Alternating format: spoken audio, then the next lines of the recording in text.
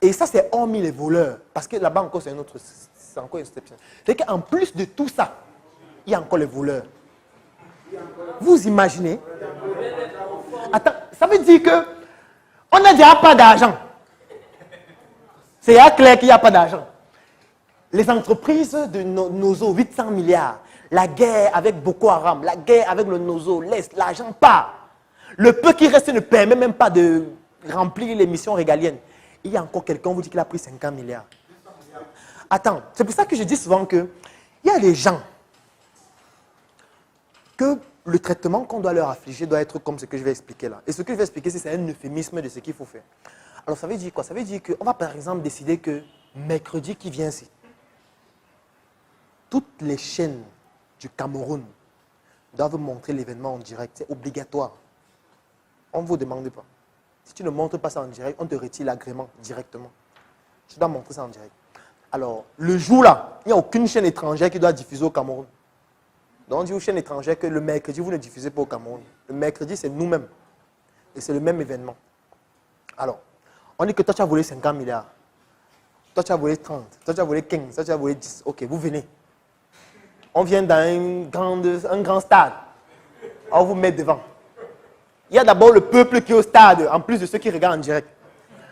Alors, ce qu'on fait, c'est que on prend les tireurs d'élite. On dit, bon, ok, on liste d'abord ce que tu as fait. Bon, tu as volé 30 milliards, machin, tu as fait ceci, crime de guerre, de machin.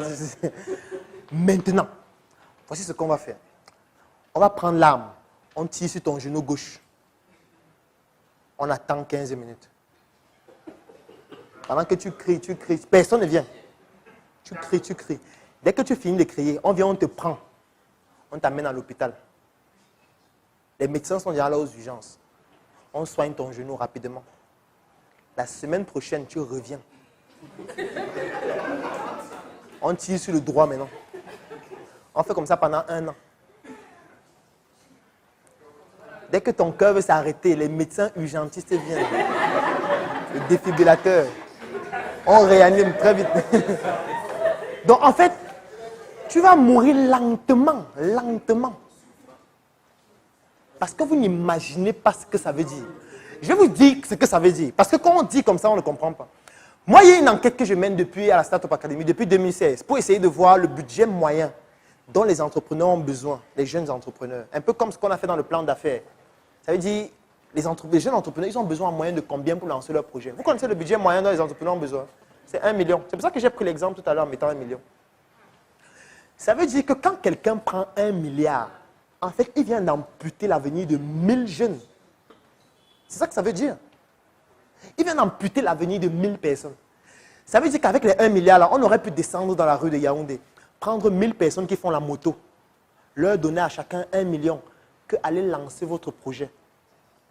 Même si 90% d'entre eux échouent, on aurait à la fin 100 personnes qui ont un projet qui fonctionne.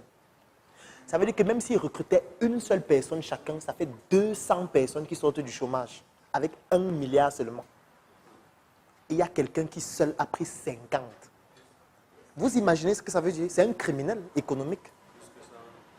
Et il faut donc qu'il soit traité comme ça. Et c'est un euphémisme, ce qu'il vient de dire là. C'est de ça qu'il s'agit. Donc en plus de tout ça, il y a encore les gens qui prennent les milliards. Donc le patriotisme économique, ce n'est pas une faveur. Ce n'est pas que vous devez aider ceux qui font le Made in Cameroun. C'est un devoir citoyen. Et il n'y a aucun pays qui s'est développé économiquement sans appliquer ce devoir citoyen-là.